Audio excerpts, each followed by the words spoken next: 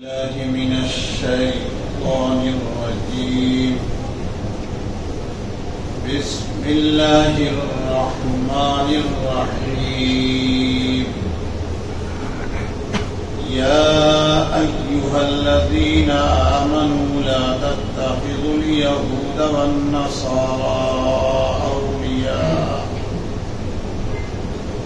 بعضهم أولياء بعض ومن يتولهم منكم فإنه منهم إن الله لا يهدي القوم الظالمين.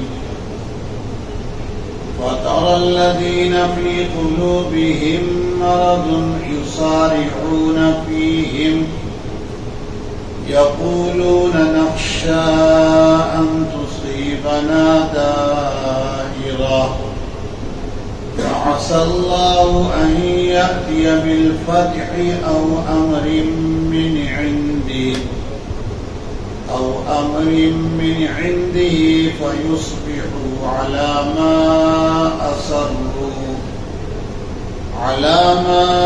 أسروا في أنفسهم نادمين. ويقول الذين آمنوا أهؤلاء الذين أقسموا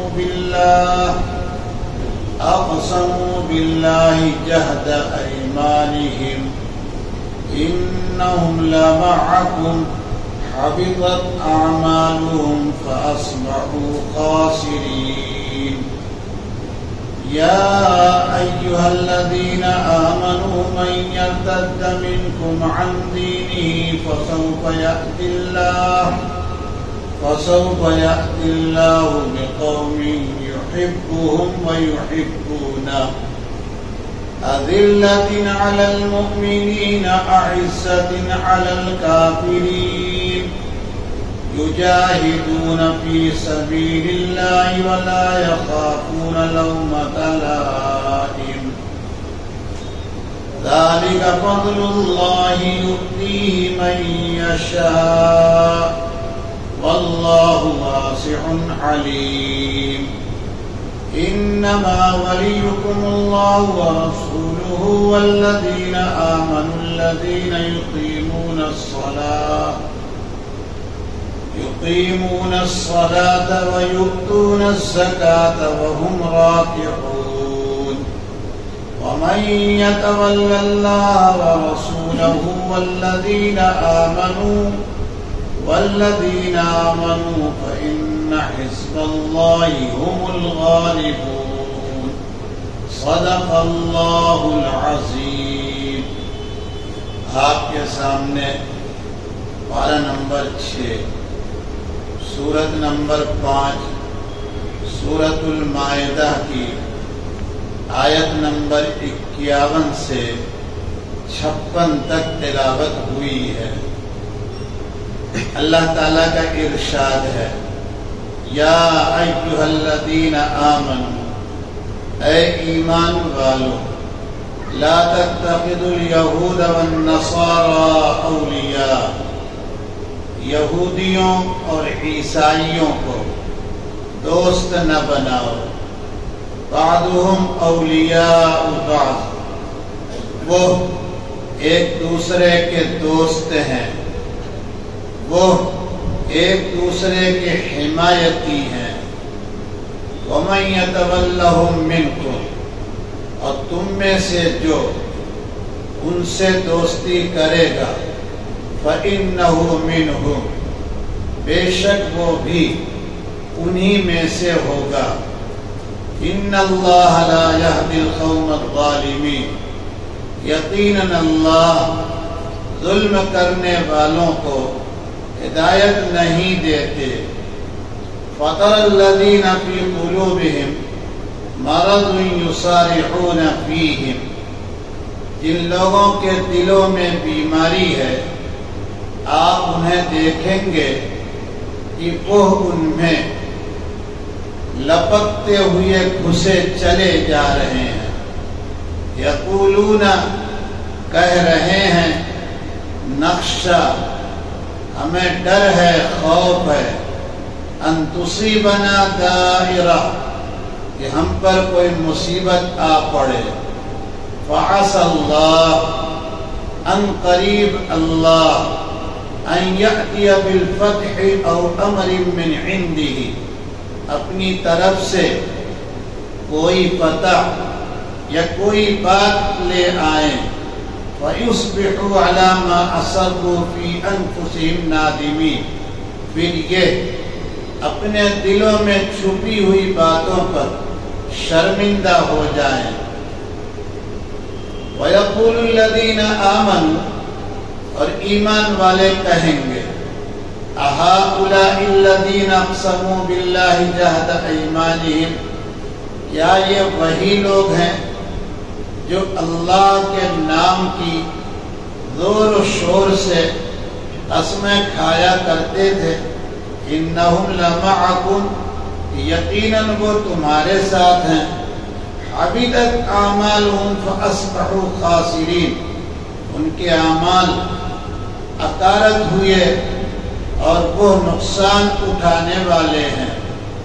یا ایھا الذین آمنوا، اے مسلمانوں، من یرتد منکم عن دینہ، تم میں سے جو اپنے دین سے پھر جائے، فسوف یأتی اللہ بقوم یحبهم ویحبونہ، ضرور اللہ ایسے لوگوں کو لے آئیں گے کہ اللہ ان سے محبت کرتے ہیں اور وہ لوگ اللہ سے محبت رکھتے ہیں۔ اذلۃ علی المؤمنین، ایمان والوں کے بارے میں نرمی اختیار کرتے ہیں۔ عزۃ علی الکافرین، کافروں کے مقابلے میں سخت زور دکھانے والے ہیں۔ یجاہدون فی سبیل اللہ، راہ خدا میں جہاد کریں گے۔ وَلَا يَخَافُونَ لَوْمَةَ لَائِمٍ، اور ملامت کرنے والے کی ملامت سے وہ ڈرتے نہیں ہیں۔ ذَلِكَ فَضْلُ اللَّهِ، یہ اللہ کا کرم ہے، انعام ہے۔ يُؤْتِيهِ مَن يَشَاءُ، اللہ جسے چاہتے عطا فرماتے ہیں۔ وَاللَّهُ وَاسِعٌ عَلِيمٌ، اور اللہ ہی بڑی وسعت والے، خوب جاننے والے ہیں۔ انما ولیکم اللہ ورسولہ والذین آمنوا، تمہارے دوست صرف اللہ اور اس کا رسول اور ایمان والے ہیں۔ الذین یقیمون الصلاۃ ویؤتون الزکاۃ وہم راکعون، جو نماز قائم کرتے ہیں، زکوٰۃ دیتے ہیں، رکوع کرتے ہیں۔ وَمَن يَتَوَلَّ اللَّهَ وَرَسُولَهُ، اور جو لوگ اللہ اور اس کے رسول سے روگردانی کریں گے۔ وَالَّذِينَ آمَنُوا، اور جو ایمان والے ہیں۔ وَمَن يَتَوَلَّ اللَّهَ وَرَسُولَهُ، اور جو شخص اللہ اور اس کے رسول سے دوستی کرے گا۔ وَالَّذِينَ آمَنُوا، اور ایمان جو لائیں گے۔ فَإِنَّ حِزْبَ اللَّهِ، یہی اللہ کی جماعت ہے۔ ہم الغالبون، غالب رہنے والے ہیں۔ سبق شروع ہوا ہے آیت نمبر 51 سے۔ ایک بات اللہ تعالیٰ نے بڑے صاف انداز میں تمام ایمان والوں کو مخاطب بنا کر کہہ دی ہے، صرف صحابہ کو نہیں۔ قیامت تک جتنے ایمان اور اسلام کا دعویٰ کرنے والے لوگ ماؤں کے پیٹ سے پیدا ہوتے رہیں گے، ان تمام کو اللہ تعالیٰ نے مخاطب بنایا، ان کے ایمان کا وزن بتایا، ان کے ایمان کی اہمیت بتا کر ایک بات یہ کہی کہ یہود و نصارہ کو دوست نہ بناؤ۔ سبق چوتھے پارے میں چل رہا تھا، ایک آیت وہاں ہے، یا ایھا الذین آمنوا، یا ایھا الذین آمنوا، لا تتخذوا بطانة من دونکم، اے ایمان والو، اے مسلمانوں، اپنے علاوہ کسی کو رازداں نہ بناؤ۔ تو یہاں دو بات سمجھنی ہے۔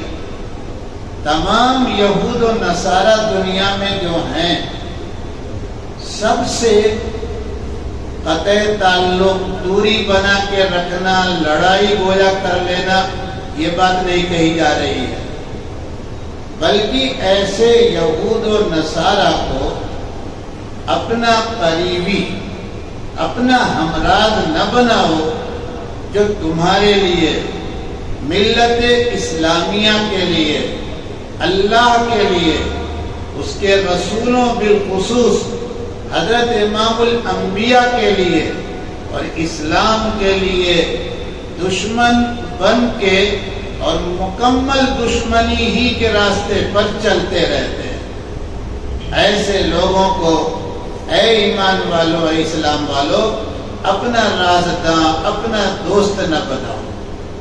بالکل کھلی ہوئی بات ہے، کوئی بہت لمبی چوڑی بات نہیں کرنی ہے۔ 70 سال سے جو یہ مسئلہ چلا اور جس پوزیشن پر، جس مرحلے میں، منزل پر آج یہ مسجد اقصی اور فلسطین کا مسئلہ ہے، یہ حقیقتاً انہی لوگوں کی کارستانی ہے، کرتوت ہے، انہی کا پلان اور سازش ہے جو اپنے کو نام کا مسلمان کہتے چلے آئے ہیں۔ ابھی بھی فلسطین کا ایک علاقہ جو الفتح گروہ کے ہاتھ میں ہے، جس کا صدر ہے محمود عباس، وہ ظاہر میں بالکل مسلمان اپنے کو کہتا ہے، لیکن حقیقتاً وہ کس درجے کا آدمی ہے سبھی جانتے ہیں۔ اور آج کی پوزیشن یہ ہے، ادھر ہفتے کے اندر کی، کہ فلسطینی نہتے یا ان کا تعلق کسی جماعت سے ہو وہاں کی، ان کو گرفتار کرنا اور انہیں تکلیف پہنچانا، انہیں جان سے ختم کر دینا، یہ محمود عباس کی حکومت کرتی ہے۔ لہذا اگر آپ نے دوستی ایسے لوگوں سے کی، ہمراز بنایا، دوست بنایا، تو آپ کا نقصان ہوگا، فائدہ ہونے والا یاد رکھیے گا۔ آدمی جب دوست بناتا ہے کسی کو، یہ کمزوری ہے انسان کی، پوائنٹ نوٹ کیجیے۔ جب بہت دوستی ہو جاتی ہے تو کچھ کمزوری آپ کی اس کے پاس چلی جاتی ہے، اور عمومی طور پر اس وقت اغراض کی دوستی ہوتی ہے، مطلب کی دوستی ہوتی ہے، تو وہ آپ کا پوائنٹ دبا کے بیٹھ جاتا ہے۔ جب تک تعلق ہے، دوستی ہے، تو آپ اس کے سامنے کسی فرشتے سے کم نہیں۔ لیکن جو ہی بات بگڑی تو عوامی، بازاری اور پیپر کی زبان میں کہوں تو آپ کا بلیک میل کرنا شروع کر دیتا ہے انہی کمزوریوں سے۔ آج یہ جتنے لوگ ہیں کچھ نہیں کر پا رہے ہیں، سیدھی سی بات ہے، کرنے کی حالت بھی نہیں ہے، وہ کر نہیں پا رہے ہیں۔ کیا کرنے کی حالت میں؟ کیوں؟ ان کی کمزوری ان کے پاس پڑی ہوئی ہے، اور وہ ابھی جیسے ہی یہ سامنے صرف اتنا کہہ دیں کہ ہم یوں کریں گے، وہ بلیک میل کر دیں گے۔ کسی بھی ملک کا صدر مارا جائے اور ملک سناٹے میں بیٹھا رہے، یہی حال ہمارے پڑوس کا تھا جب شہید جنرل ضیاء الحق کو ان کے تمام لوگوں کے ساتھ ختم کیا گیا۔ آج تک کچھ ہوا؟ ارے بولیے نا، تاریخ آپ پڑھیے، کچھ ہوا؟ کچھ نہیں ہوا۔ سمجھ میں بات آئی کہ نہیں ہے؟ یہ کوئی ایسا مسئلہ نہیں، آپ کا مسئلہ ہے۔ آپ جب کمزور ہوں گے، کسی کو اپنے گھر میں لے کے آئیں گے اور اپنی کمزوری اس کو حوالے کر دیں گے تو بات ختم ہو جائے گی۔ سمجھ رہے ہیں؟ نوٹ بندی، نوٹ بندی، نوٹ بندی آج بھی لوگ اٹھاتے ہیں۔ ارے کیسا دیش اور کیسی پبلک یہاں، حساب کو نہیں سامنے آئی، کیوں آئے گی؟ بینکوں کے مینیجروں سے سیٹنگ، افیسروں سے سیٹنگ ہوئی کہ نہیں ہوئی؟ بولیے نا، ہم نے اپنی آنکھ سے خود دیکھا۔ اسٹیٹ بینک میں گئے کام سے، اسی زمانے میں ہمارے جیسے پولیس کی وجہ سے لائن میں کھڑے، گیٹ پر کھڑے، اور پیچھے مینیجر صاحب جہاں کیبن، ایک تو بولے ان کا کیبن ادھر پیچھے کی کھڑکی سے پیسے جا رہے ہیں۔ سمجھ میں کچھ بات ہے؟ تو آپ نے اگر 20 لاکھ رکھا تھا، 18 لاکھ پر سیٹنگ کر لیا، تو آپ کی کمزوری گئی کہ نہیں گئی؟ اب آپ اس کے خلاف بول سکیں گے؟ بولیں گے تو وہ پوائنٹ آپ کا بلیک میل کے لیے آپ کھڑے رہیے، فائل آپ کی کھڑی موجود رہے گی۔ دوستو، اللہ کا کلام ہے، اس کو سمجھنے کی کوشش کیجیے۔ اتنا شور مچا رہے ہیں ہم، آپ کچھ نہیں، کوئی مطلب نہیں ہے کہنے سننے کا۔ اتنے لوگ ہیں، کچھ نہیں لوگ ہیں، یہ مرد تھوڑی ہیں، بزدل لوگ ہیں۔ بزدلی کہاں سے آتی ہے؟ چوری کرنے سے آتی ہے، جھوٹ بولنے سے آتی ہے، حقوق مارنے سے آتی ہے۔ سمجھ رہے ہیں؟ یہ سارے لوگ آپس میں ایک دوسرے کا حق مارے ہوئے۔ عوام کو تکلیف انہوں نے جو دی وہ تو الگ بات ہے، اپنے خاندان کے لوگوں کو چھوڑا، ان کے اپنے چچا کے لڑکے، اپنا سگا بھائی اگر وہ سمجھانے آیا کہ تم اس طرح سے اسرائیل سے، یہودیوں سے بات کر رہے ہو، ہم نہیں ساتھ دیں گے، تو ابھی کہہ کے جا رہا صبح نہیں ہو رہی ہے، اس کو راستے سے ہٹا دو۔ سمجھ میں کچھ بات آئی کہ نہیں ہے؟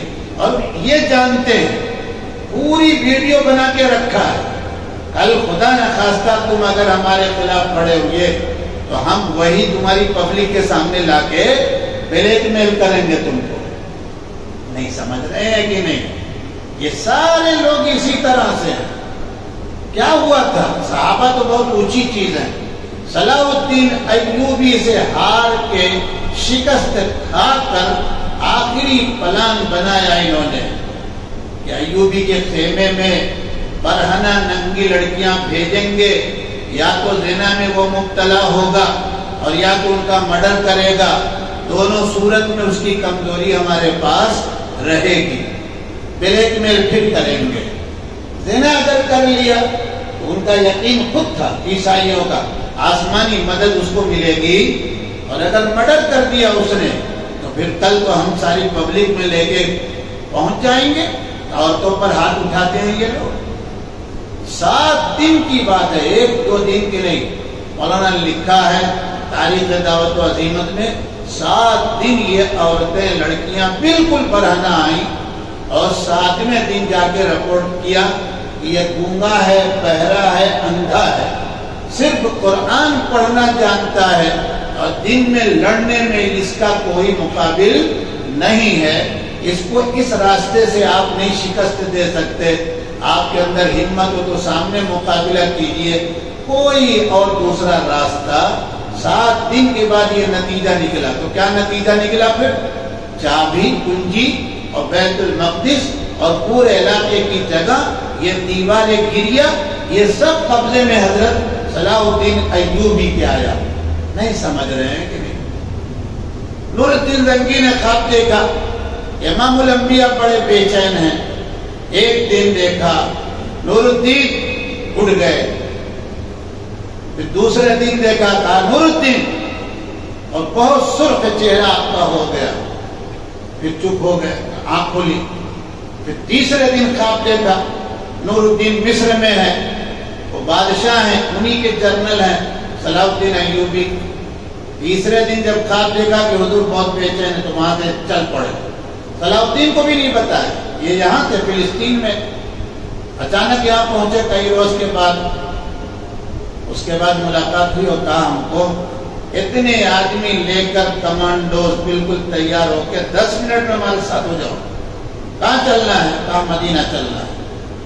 آئے، وہاں کے گورنر کو بلایا، دعوت کرو، کسی پر اعتماد نہیں کیا، زار و قطار روتے رہے، فرائض واجبات کے ساتھ درود شریف کا صدقہ لاکھوں کروڑوں پیش کر رہے ہیں کہ ہوا کیا قصہ ہے۔ 3 دن کی دعوت کے بعد مجرم پکڑے گئے کہ صاحب وہ امام الانبیاء کے قدم مبارک تک پہنچنے کی پوری سازش کر چکے ہیں اور بظاہر بزرگ ہیں. پورا مدینہ کھڑا ہو گیا چیختے ہوئے. کیوں؟ اس وقت کا مدینہ بلیک میل نہیں ہوا تھا، اس لیے پکڑے گئے وہ. اور یہ آپ کا جو گھر ہے یہ تو آپ کی اپنی پراپرٹی ہے، یہ یاد رکھیے گا. وہ کسی کا ہدیہ کیا ہوا نہیں ہے. اور آپ نے وہ گھر دیا تھا حضرت عائشہ رضی اللہ تعالیٰ عنہ کو، خاص طور سے جہاں آپ آرام کر رہے ہیں. اور باقی تمام ازواج کا گھر بھی اندر آ گیا جالی کے اندر. سمجھ رہے ہیں کہ نہیں؟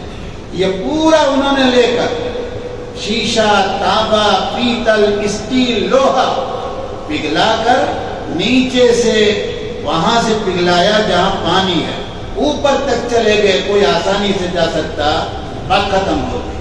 ہمیشہ کی حفاظت کا کام کس سے لے لیا اللہ نے؟ ایک بادشاہ سے لیا جس کو 3 دن امام الانبیاء خواب میں آ رہے ہیں. ایسا آدمی بلیک میل ہوگا؟ کبھی نہیں ہونے والا ہے. تو یہ یہاں پر بات لمبی ہو گئی، وقت کم ہے. میں عرض کروں گا آپ سے ہمیشہ دیکھیے اپنے کو بلیک میل ہونے سے بچائیے. آپ جب بلیک میل نہیں ہوں گے، اپنی کمزوری دوسرے کو نہیں دیں گے، اس وقت تک آپ ہمیشہ سیف رہیں گے، محفوظ رہیں گے.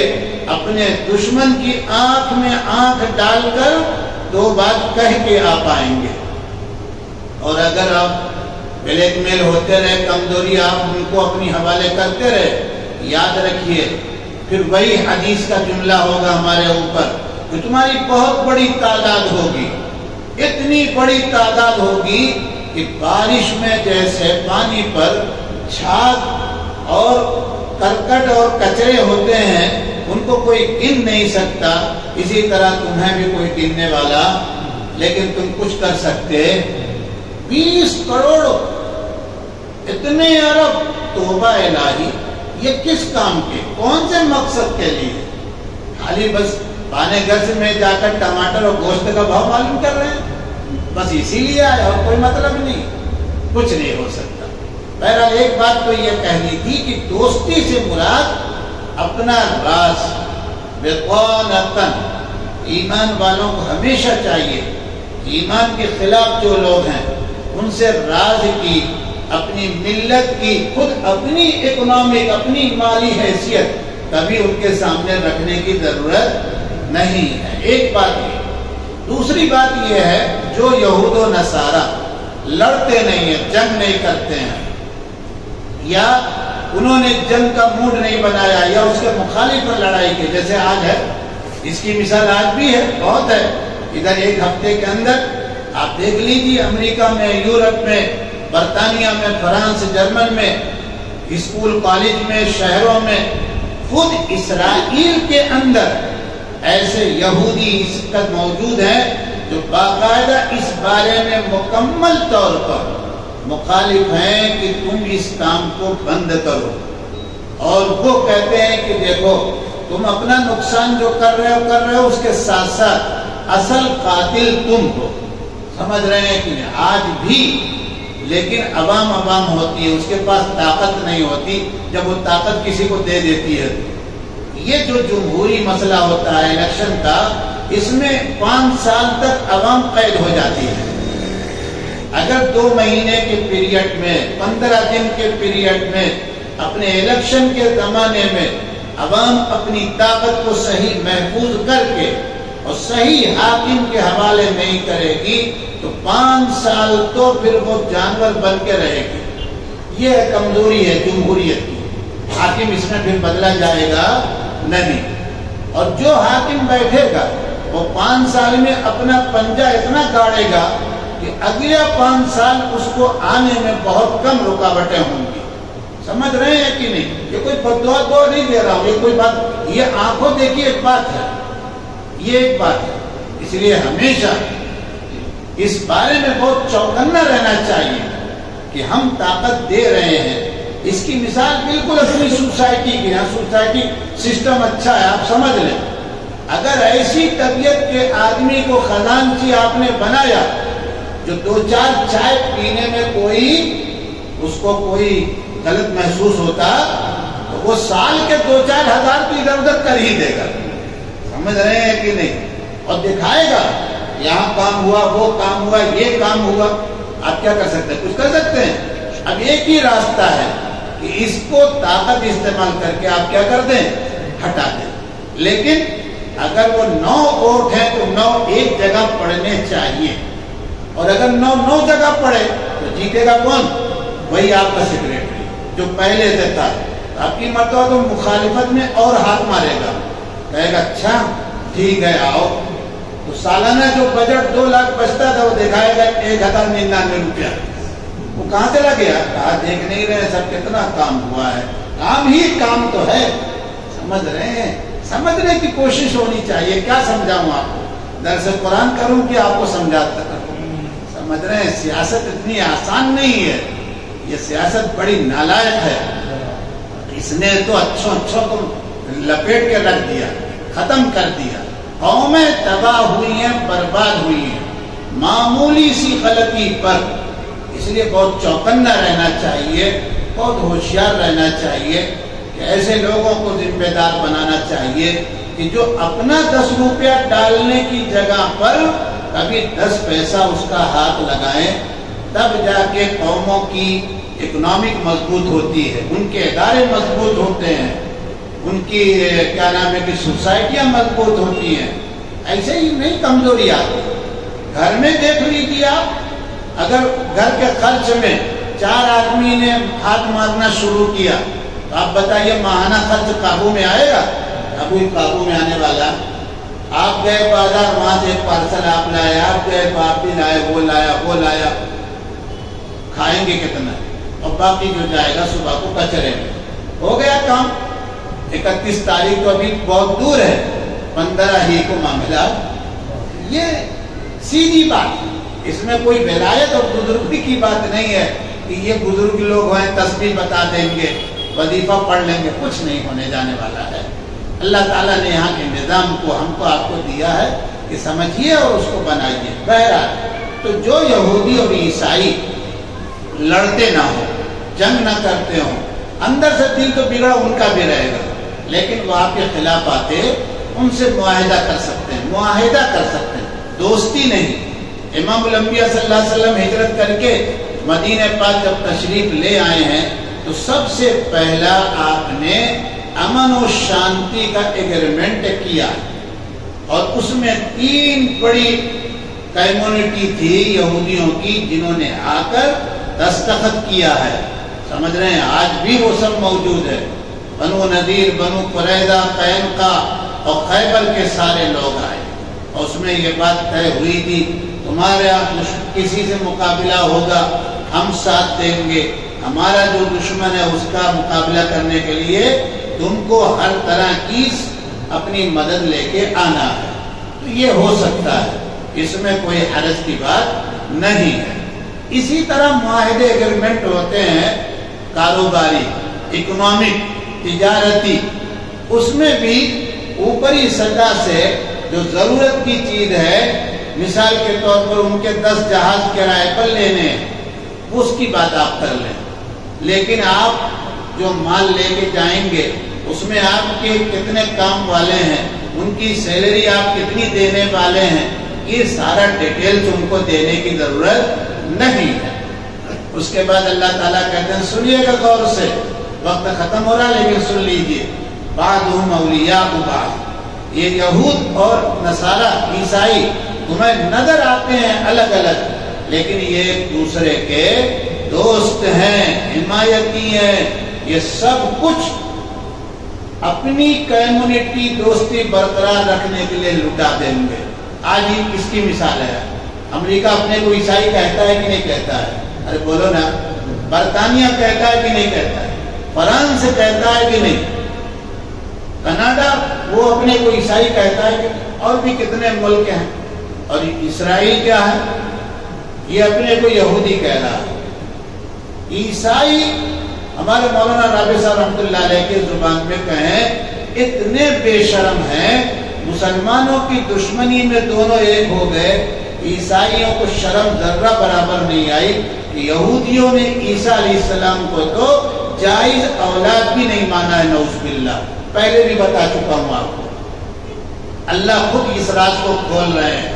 میں اپنے لوگوں کی بات اس لیے پہلے بیان کرتا ہوں کہ آپ قرآن سے سمجھو، بعضهم اولیاء بعض، اسرائیل وہ عیسائی بے شرم، ارے انتہائی درجے کے بے شرم ہیں۔ اس کے بعد اللہ تعالیٰ جو کہہ رہے ہیں سنیے گا۔ ہم نے آپ کے سامنے ایک لمبی بات کہہ دی ہے، اپنے کو کیسا بنانا چاہیے، ورنہ ہوگا کیا؟ وَمَن يَتَوَلَّهُم مِّنكُمْ، اور تم میں سے جو بھی ان سے دوستی کرے گا، اپنا حمایتی رازداں بنائے گا، فَإِنَّهُ مِنْهُمْ اے عِندَ اللَّهِ، جو لوگ تم میں سے ایمان والوں ان سے دوستی کریں گے ان کا شمار انہی میں ہوگا، اور میرے نزدیک وہ ان کے لوگ کہے جائیں گے، وہ مسلمان اور مومن کہے جائیں گے۔ سمجھ رہے ہیں کہ کیوں بھائی؟ فرمایا اللہ پاک نے کہ یہ ظالم لوگوں کو ہم ہدایت دیتے۔ ظلم کس کو کہتے ہیں میں پہلے بھی مثال دے چکا ہوں، بتا چکا ہوں عربی زبان کی لغت کا۔ ظلم کہتے ہیں جو چیز جہاں رکھنے کے لیے آئی تھی وہاں سے ہٹا کے دوسری جگہ آپ نے رکھ دیا۔ یہ کلام آیا، یہ کتاب آئی، اوپر رکھیں آپ، اس کو آپ نے نیچے اسی چٹائی پر رکھ دیا، یہ ظلم ہے۔ مسلمان سے دوستی کرنے کے لیے آیا ہے، مسلمان ملک ایک دوسرے پر جان نچھاور کرنے کے لیے آئے ہیں، اور ہو رہا ہے اس کے الٹے۔ تو ظلم کر رہے ہیں کہ نہیں کر رہے ہیں؟ جب ظلم کر رہے ہیں اللہ تعالیٰ ان کو صحیح سمجھ دینے والے۔ اب یہ جو مسلمان اپنے کو مسلمان تو کہتے ہیں لیکن ان کو رازداں بنائے ہوئے ہیں، کیوں بنائے ہوئے ہیں؟ یہ حقیقت میں اندر سے منافق ہیں۔ فَطَرَ الَّذِينَ فِي قُلُوبِهِمْ، جن کے دلوں میں مرض، روگ ہے، نفاق ہے، آپ انہیں دیکھیں گے کہ وہ دوڑ دوڑ کے یسارعون فیہم، یہود و نصارہ کی طرف گھسٹتے چلے جا رہے ہیں، لپکتے چلے جا رہے ہیں، نہیں جا رہے ہیں؟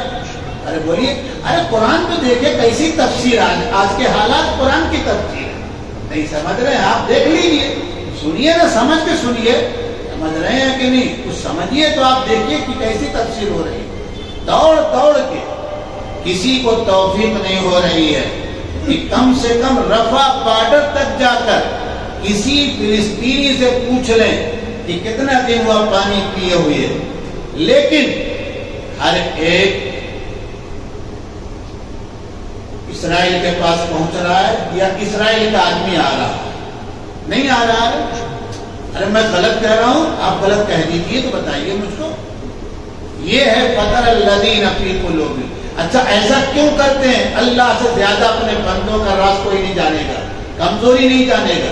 اللہ تعالیٰ کہتے ہیں یقولون، اے یقول المنافق، منافقین یہ کہہ رہے ہیں نخشا، ارے مولوی صاحب آپ کو کچھ پتا ہے؟ دنیا ہمیں معلوم ہے، ہمیں ڈر ہے، ان تصیبنا دائرہ، کل نہیں تو پرسوں، پرسوں نہیں تو پرسوں، پرسوں نہیں، یہ سارے منافقین انتظار میں بیٹھے ہیں کہ آج 8 مہینے ہونے والے ہیں، بہت سال جائے گی، یہ سارے مجاہدین حماس سب ختم ہو جائیں گے، اور پھر ہمارا ساتھ کس کے ساتھ رہے گا؟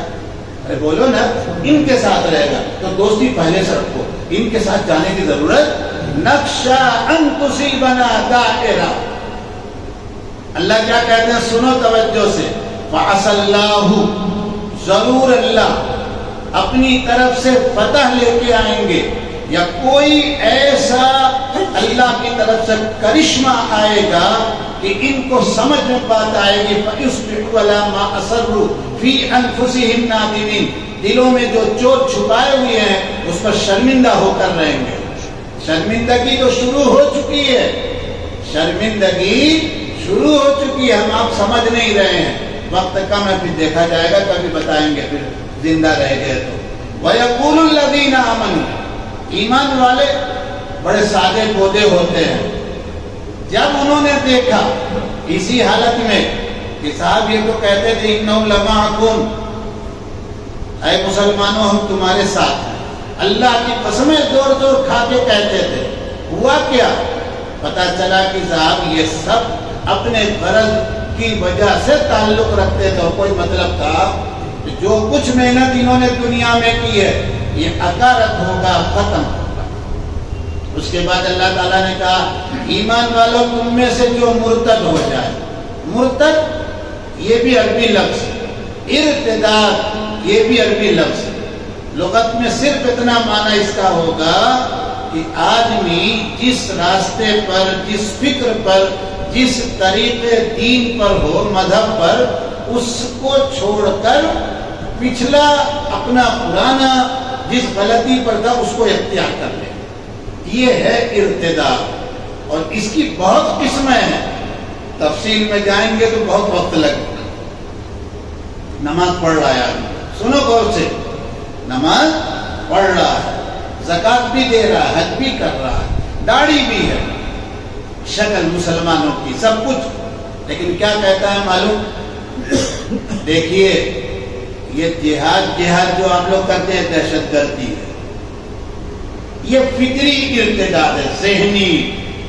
ذہن کے اندر تمہاری جہاد کی عظمت ختم ہو چکی ہے. جو لوگ اللہ کے لیے جان کی بازی لگائے ہوئے ہیں یا لگا چکے ہیں, تم ان کو بھی برا بھلا کہنے لگے اور نماز پڑھ رہے ہو, تو یہ کیا ہو گئی؟ فکر غلط ہو گئی. اور ایمان عقیدے کے اعتبار سے مرتد, سیدھا سادہ اس کی مثال ہے وسیم رضوی کی. سمجھ رہے ہیں کہ نہیں؟ کس کی؟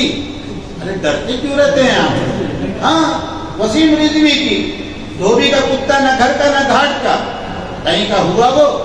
سمجھ رہے ہیں کہ نہیں؟ یہ حالت ہے. اب ہوا کیا تھا سنیے گا, وقت ہو گیا پورا لیکن سن لیجئے. امام الانبیاء صلی اللہ تعالی علیہ وسلم کی حیات باسعادت کے اندر پوری کی پوری جماعت, کمیونٹی تو مرتد نہیں ہوئی. ہاں 2-4 لوگ ہوئے, 2-1 مکہ بھاگ کے آئے, کچھ اور چلے گئے. لیکن جب آپ تشریف لے گئے اور خلیفہ رسول بغیر کسی فصل کے, اور یہ بتاؤں اہل سنت, یہاں بات یاد آ گئی سن لیجئے, اہل سنت والجماعت کے نزدیک ایک ہی خلیفہ کہتے ہیں پہلے والے حاکم کے بعد جو آئے, دونوں کے بیچ میں کوئی واسطہ. تو حضور کے بعد سب سے پہلے کون آیا؟ ارے بولو نا, اپنا عقیدہ تو زور سے بتاؤ. کون آیا حضور کے بعد فوراً؟ ارے بھائی امام صاحب تو بولیں گے, وہ امامت کرتے ہیں, آپ سے پوچھ رہا ہوں. رات دن وہی رٹتے ہیں, وہ تو بچوں کو لے کے رٹاتے. آپ لوگوں سے پوچھ رہا ہوں, حضور کے بعد سب سے پہلے خلافت کس نے ذمہ داری سنبھالی؟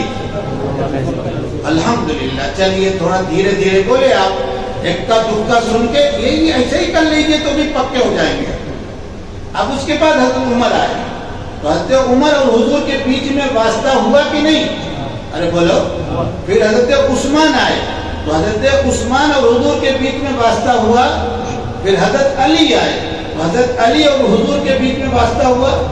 اسی لیے اہل سنت نے حضرت عمر رضی اللہ تعالیٰ عنہ کا جملہ لکھا. حضرت عمر اپنے کو خلیفہ نہیں کہتے تھے, امیر المومنین. کیا؟ پھر وہی چل پڑا, امیر المومنین عثمان ابن عفان, امیر المومنین علی ابن ابی طالب. سمجھ رہے ہیں؟ سمجھ لیجئے گا, نہیں پھر لے کے چلے جائیے گا یہ مولوی صاحب جون پوری بھی شیعہ ہوا لگتے ہیں, کچھ گڑبڑ ہوا. کہا کیوں؟ کہا قسم کھا کے کہہ رہے تھے ایک ہی خلیفہ ہے. نہیں, خلیفہ شرعی اعتبار سے مقام منصب صحابہ کا الگ الگ رکھنا ہے. صدیق اکبر کا جو خلافت کے معاملے میں حضور کی نیابت میں مقام ہے وہ بعد والوں کا, اور حضرت عمر کا جو مقام ہے وہ حضرت عثمان کا نہیں.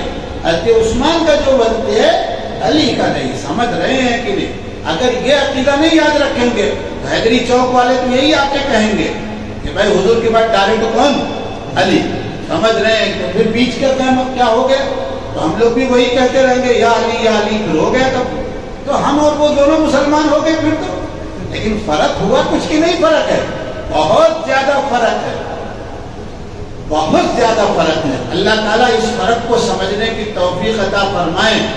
آپ لوگ سنتے بہت کچھ ہے لیکن سمجھنے میں شاید میں کہتا ہوں کمزوری ہے, بہت دعویٰ نہیں کرتا. ابھی ان کے یہاں جو گڑبڑ ہوا جس دن رئیسی صاحب گئے، اس دن بھی انہوں نے جو جملہ کہا ہے ان کے تمام لوگوں نے، آپ وہ سن لیجئے، کیا وہ مسلمان کہے جائیں گے؟